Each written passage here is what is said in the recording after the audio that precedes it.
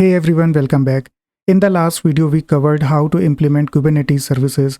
So in the demo, we had two services. The first one was NodePort service, which was publicly accessible. We were calling it using curl command, and we did not have to call the port forward command because NodePort services are available outside the cluster using a port.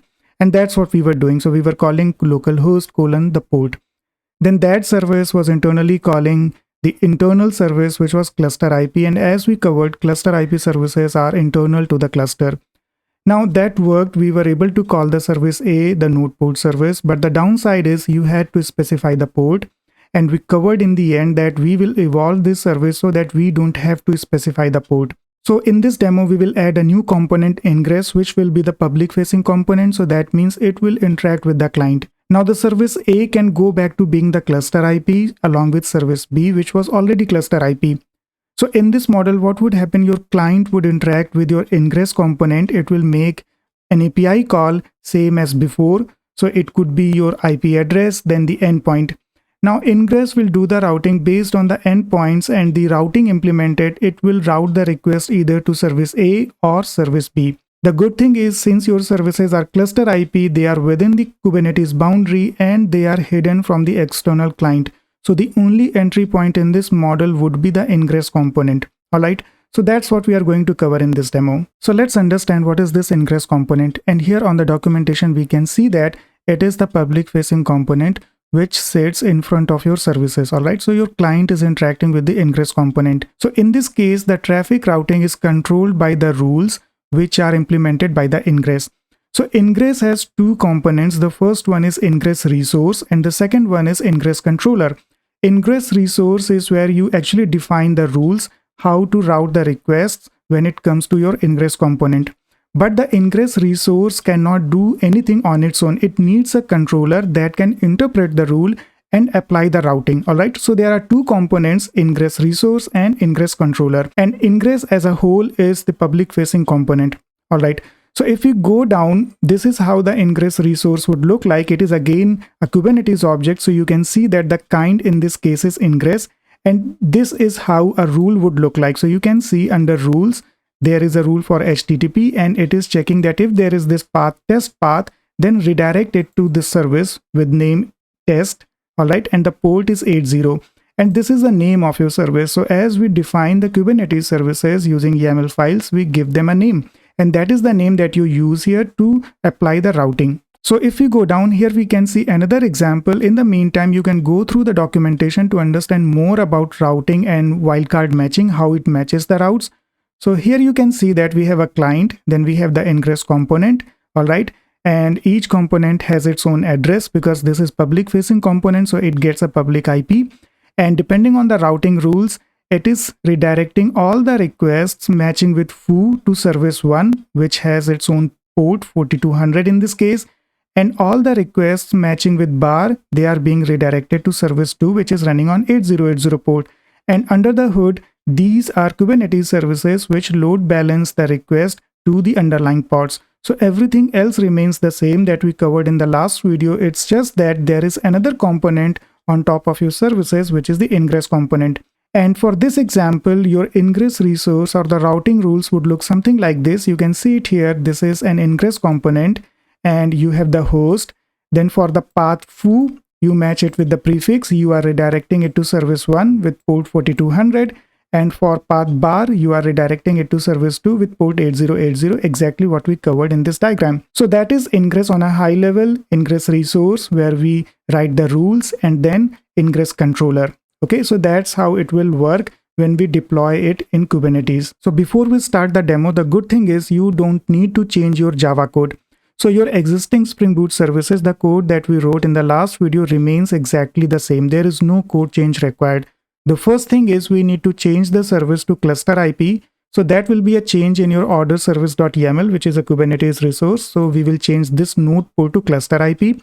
And second, to deploy the ingress component, we need to write another YAML to define the ingress controller as well as the resource to write the routing rules. So that is again a Kubernetes resource which will require a YAML file, nothing else. So we'll start by changing the order service back to the ClusterIP, and which is simple. We have this order service.yaml which has this type NodePort and the NodePort exposed. All we need to do is we need to change it to ClusterIP, same as inventory service.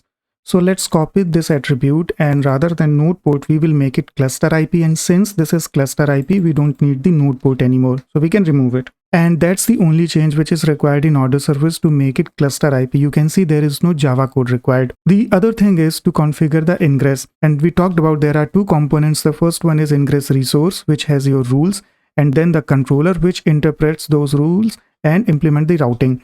So first of all, we have this ingress resource.yaml in the shared folder. Because this is common between both the services, so we have created a new shared folder in parallel, and in this shared folder we have this ingress resource.yaml, and you can see it follows the same principle. We have the type defined as ingress that tells Kubernetes that we are creating an ingress resource. Then we are telling the ingress class name is NGINX. What that means is ingress resource is just a resource which has your this config file, the rules, and as we talked about, it cannot do anything on its own. It needs a controller that knows how to parse this resource and how to do the routing.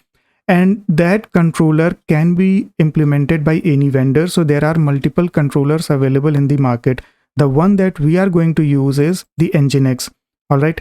So that is why this class name is NGINX.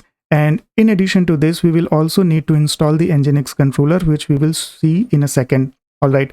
So this tells Kubernetes that we are going to use NGINX controller. Then we have the HTTP rule. So here we are saying that all the requests with /API/orders, send them to order service, and you can see this name must match with the Kubernetes service that you define. So order-service and this order-service. Okay. In the same way, the second portion of the rule says that all the requests with this matching URL /API/inventory should go to the inventory service, and both the services are running on 8080 port in Kubernetes. So that is your ingress resource. So we have the ingress resource, and we also updated the service. The next thing is to deploy all these things onto the Kubernetes. So make sure that your Kubernetes is up and running. In my case, I am using it via Docker desktop, which is running. So first of all, we will go to the shared folder where this ingress resource exists. And first of all, we will deploy the NGINX controller. So we will install the NGINX controller. Now to do that, we need to run the same kubectl apply-f command. The only thing is the resource exists somewhere else and we need to refer it. So what I mean by that is, let me copy and paste the command. So this is the command to install the NGINX controller. So you can see it. This is same kubectl apply-f, but the deployment file exists somewhere else on the ingress NGINX documentation. So if we hit enter, this will create the NGINX controller on my local. How do we check it? Well, there is another command. This is the one. And you can see that we have the controller installed on our local cluster, which is of type load balancer, and it is available on localhost. And notice the port is 80. So rather than 8080, by default, it is exposed on port 80. So this represents your namespace. Your NGINX controller was configured with this namespace. That is why -n in the command. So we have the NGINX controller. Next, we will deploy this ingress resource, and we are already in the shared folder. We use the same command, which is kubectl apply-f and ingress resource.yaml. This will deploy this ingress resource. So we should have the ingress now available, and we will verify it. Kubectl get ingress. So here we can see app ingress that we just deployed using this YAML file, and notice the address is localhost and the port is just 80. So we have the ingress controller and we have the ingress resource. Since we also updated the order service so that it becomes the ClusterIP, we need to reapply the changes. The good thing is we don't need to restart anything. We just need to reapply the service changes. And to do that, we will go back to the order service and infra folder, because that's where that YAML is. And we will run the same command, order service.yaml. Okay. So this will apply my changes to order service where we made it ClusterIP rather than NodePort.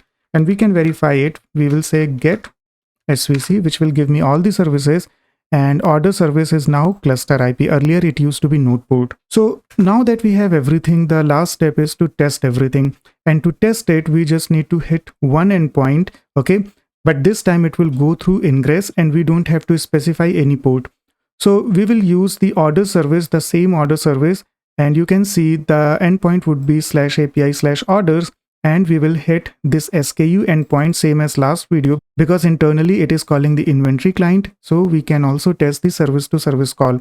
How do we do that? We use the same curl command, and rather than 8080, this time it will be just 80 because Ingress is available on 80. And then we will say /API/orders and a random SKU. So we can see the response from the order service that it was handled by this particular pod, and it went to the inventory service and we received the response from inventory service as well. Let's hit it again, and this time we can see a load balancing in action that the pod for order service gets changed, although for inventory service this gets routed to the same pod somehow. Anyway, so since we checked the order service in the same way, we can also test the inventory service. For inventory service, the URL would be /API/inventory, and it has a single endpoint SKU. So we can simply change it. Let's change it to inventory. And you can see the response from inventory service as well. So that's how it works with Ingress. You keep the main address same, which is localhost:80 in this case. In other cases, it would be proper address without, let's say, localhost or port.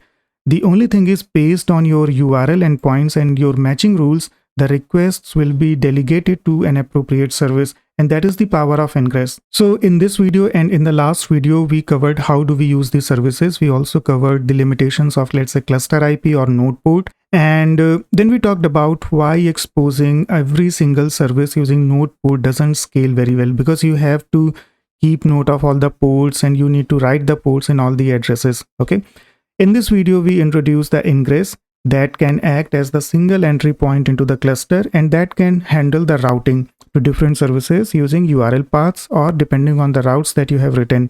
And we talked about what are Ingress resources, what is Ingress controller, how to install the Ingress controller, how to create the rules, and then we tested the complete end-to-end flow. At this point, one thing worth mentioning is that NGINX Ingress Controller is being retired. So that means Ingress will not be used going forward, but it doesn't mean we should not know it. Understanding Ingress will still help us what is this public facing component and how does it do the routing, because that would help us to understand the next component that we will cover, which is the Gateway API. Gateway API is the next thing where Kubernetes networking is actually heading from Ingress. So in the next video, we will build a similar setup, but this time we will use the Gateway API rather than Ingress. So that completes this video, and I will see you in the next one. Thanks for watching.